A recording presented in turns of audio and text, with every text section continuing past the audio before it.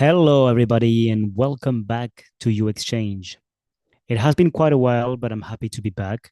And in this episode, I will cover a topic that is very dear to me because I have been confronted to this issue several times, and it's related to how can we size our efforts when we run a project. And so here, of course, I'm considering UX research projects, but it can also apply to other fields such as UX design, product management, engineering, development, and the like, data analysis, and so on. Right. So the goal is to um, share a bit of what I have done in the past, what worked, what didn't for me. I don't pretend to know everything. I just wanted to share with the community what I know, what has been working, and what has not for me, in the hope that this will help you tackle your next UX research project. So, the first idea that I want to share before anything else is that, as much as possible, when you have the resources, the budget, and the time, UX research can and should be applied. And it's pretty much the same for any kind of discipline.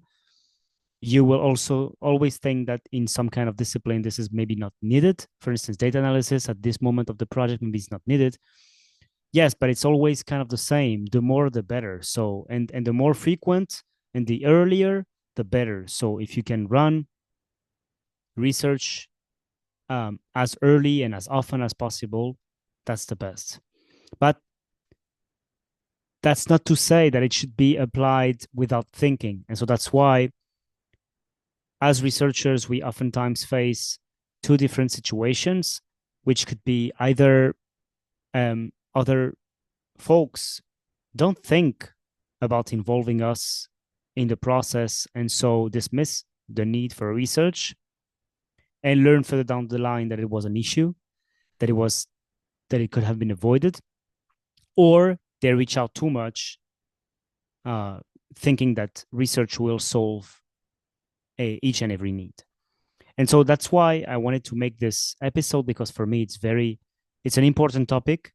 I have been confronted to situations in which research should have been conducted and it was not, or other situations in which research was called out too often and it was not needed every time. And so that's why I think we should go through a sense checking phase at the very beginning, at least to act as a filter before conducting any research. And so, of course, as you might already understand, the type of research will vary depending on where you are in the life cycle. This is pretty much the same for any discipline. If you're a designer, it's the same. You will adapt your methodologies wherever you are in the product life cycle. Same for data analyst and product manager. You will not always conduct the same activities. You adapt. So let's go over the first step, which is, for me, we should first start to think if research should be conducted in the first place. So this series of episodes are here for us to cover the topic of how can we best define our approach in terms of efforts for research or tackling a project to do exactly the amount of effort needed regarding what it's required. And not more, not less, but exactly the amount of effort that's required. Because if you do less, so let's imagine we have a magical framework which tells you this is the amount of effort you require. Because if you do less, you will produce less output and less value. And if you do too much, you will burn out or you will lose efficiency at the very least. And so that's why my goal here is to provide a framework to help you think in terms of what is the amount of effort I should produce. And first, it starts with, should I even be running this in the first place? Because, as you might already understand, one of the major skills we have as professionals, as knowledge workers, we should be having and we should be using is prioritization. Prioritizing is about saying no.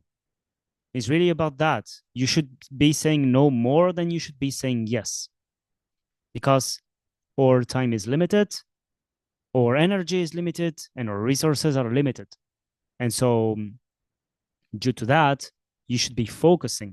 And focusing on something means dismissing what is distracting you. So, you should be attracted towards something that has value, and you should avoid distractions. And so, that is why the first step, which I think is very important, is to wonder if you should be including research in the first place. And so here I outlined some questions that we could ask ourselves to determine if research is worth doing in the first place. So you could pair that with some other processes. So of course, the types of research will vary depending on where you are in the product development lifecycle, but you should pair this process with others. For instance, you could have some kickoff sessions with your product managers, with designers, with other stakeholders to gather the needs and to kind of answer these questions that are here. You could also have, and in the past, I've worked in companies in which we had some process to collect research needs. And so you have a research request form, you collect the needs, and then depending on what has been answered, by stakeholders, you have an idea of if research is needed or not. And so here you have some questions that I outline as questions you should be asking yourself. These are not, by no means, they are exhaustive, and so there are others, of course, and these are at least the very least you should be asking yourselves, in my opinion. So for instance, do we have enough time or resources? So a quick answer could be no, so we don't do research. It's not a either or. It could be an in between. So be careful with that. Then I will cover some ways you can get an idea of not only if you should do research or not, but also if you should do research, how deep the research should be. So we could imagine some kind of grading, scoring on a scale for all of these questions to determine if you should do research or not. So, for instance, maybe you don't have a lot of time or resources, but maybe you could do some scrappy research, scrappy approach. For instance, getting internal feedback from stakeholders or from internal employees. It's not the best, but it's still research. It's still research. So I don't like this either or dichotomy we see in, for instance, some social medias on LinkedIn, people saying doing research with internal users is not research. It depends. It depends what is your product. I did research on internal users in an automotive company, but these people would also be using cars on a day-to-day basis. Yes, there are some biases, but there are always biases. So we should have that in mind. Then, of course, do you have some clear goals? Do you know why you're doing research? Or does your stakeholder know? If they don't, you cannot start the research. At least you need to have alignment. And here the goals don't need to be research oriented. You are the one to translate the goals into research oriented goals. It's even better if your stakeholders has some research acumen and he is or she is able to provide you some research goals. But if not, at the very least, some business goals that you be able to translate into research goals. And then, of course, you should link that to a outputs, outcomes, metrics. If you have goals, of course, that's really closely tied. So outputs, outcomes, metrics, and so on, right? And then one question that is very, very, let's say, a no-brainer to me is, are your stakeholders open to change upon your research insights? If you have some research insights, will your stakeholders act on it or not? It's as simple as that. It's really as simple. So And they should know, because if you are at a certain stage in the product development life cycle, um, imagine a feature is about to be launched and they're asking for some user feedback on the feature, but it's about to be launched, right? And so there is really, really little room to move anything, if anything. And so here you could have a sense of that depending on the product, on the stage you're in the product development lifecycle. If you're asked to do some interviews, but the product is about to be released or the feature is about to be released, that doesn't make any sense, for instance. Um, you can try to gauge that. And also, if you don't have this answer directly, just ask your stakeholder. Ask, imagine we find that XYZ. Or imagine we find that XYZ. This happened to me in the past. I had a stakeholder who had very strong opinions about how a flow should be. And I was like, you have strong opinions, so why don't you go for it? And he was like, no, but it would be best if we do some research to validate or invalidate. And here, just be tuned to hear some keywords. When you hear these kind of words, you have an idea of what is the mindset. And again, really, really not harsh feelings. We are all a bit like that. Sometimes we want to do some things just to validate our point of view. It's not, it's human. I'm not saying the PMs in this case are bad, right? It's just how it is. So we need to be able to communicate, understand each other, and ask the right questions. And so that's why then I asked, okay, but if you want to validate only, um, if you already have some clear expectations regarding the outcome, if this outcome is invalidated, if users are not expecting that, would you be able to apply the insight, the recommendations? And he said, not to the same extent. So I was like, okay, so then I have my answer.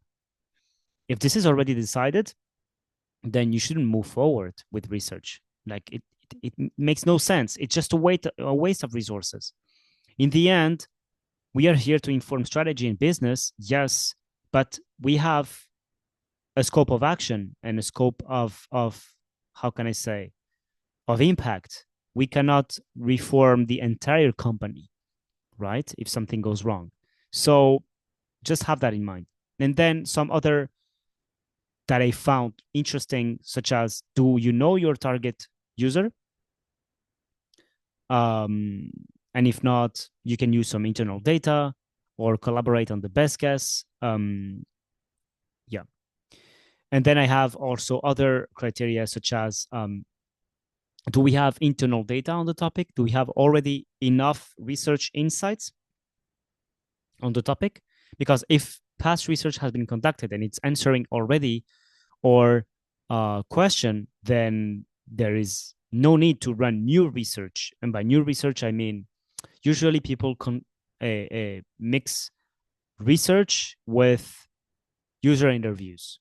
Research can have really a lot of methodologies. It's not only about user interviews.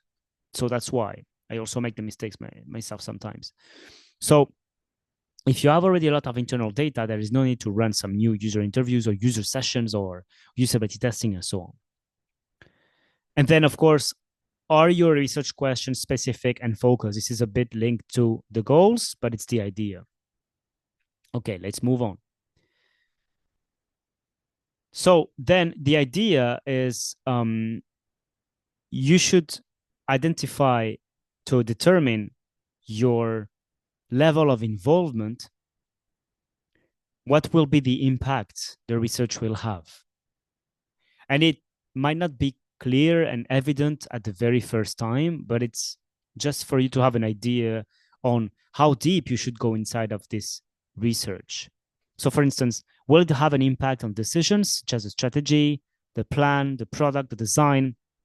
Will it have some impact on knowledge, which itself will have impact on decisions? This is not by no means exclusive, these categories that I'm outlining here. Will it help you to understand user perceptions, needs, expectations, and so on? Or will it help to improve your UX maturity, UX research maturity in the company, which is then ultimately will lead to an increase in impact of knowledge and an increase in impact on decisions. So it's really important that you try to gauge a bit the impact this research will have. And of course, the closer you are to decisions, the more impactful your research would be, and the more you need to be involved, and the deeper the research should be. I mean, at least the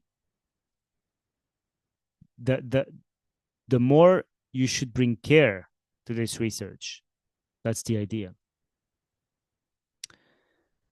Okay, here I just wanted to outline an example. It's really an example. It's by no means exact. It's not intended to be.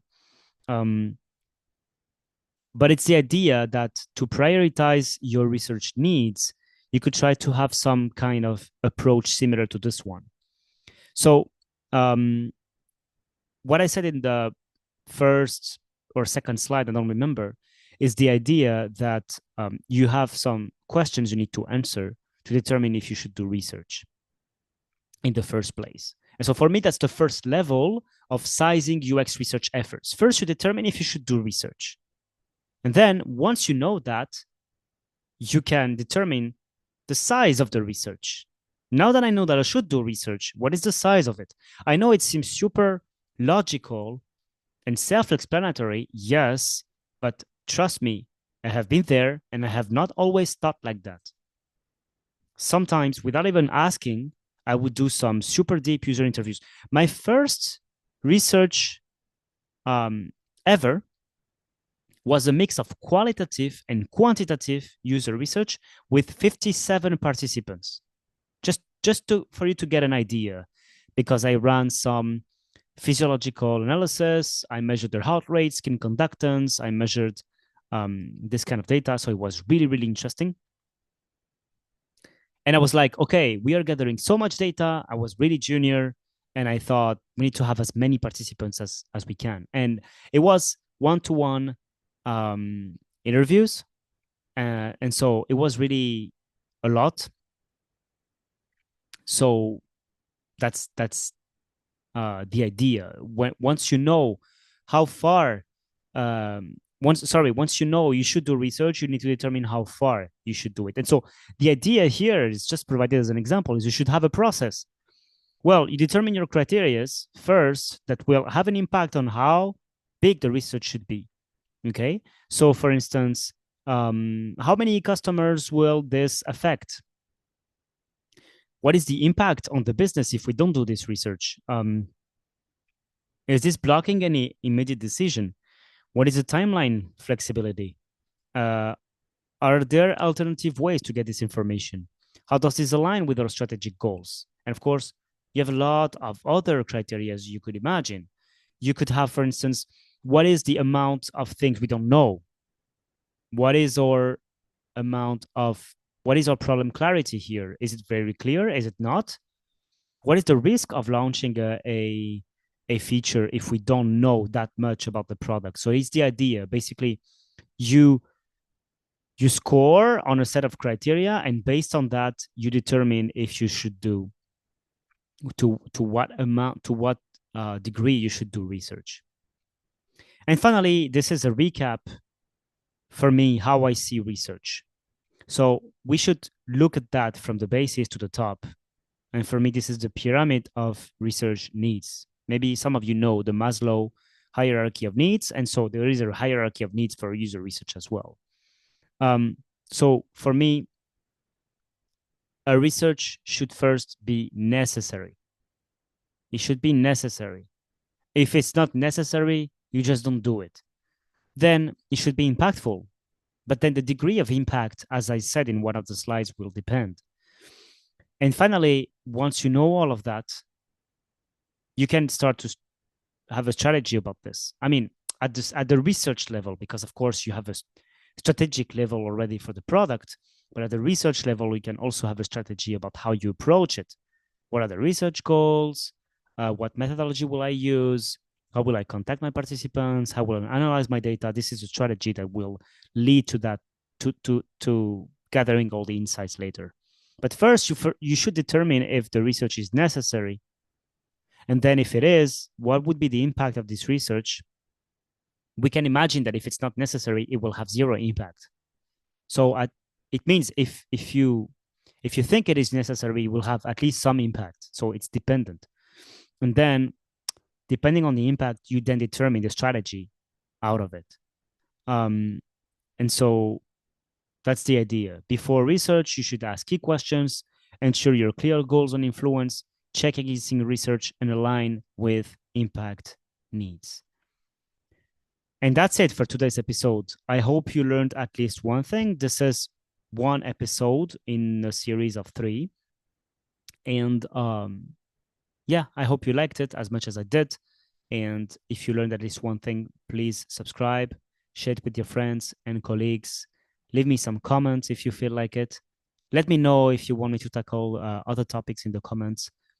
And I can't wait to see you in the next episode. Until then, take care. Bye bye.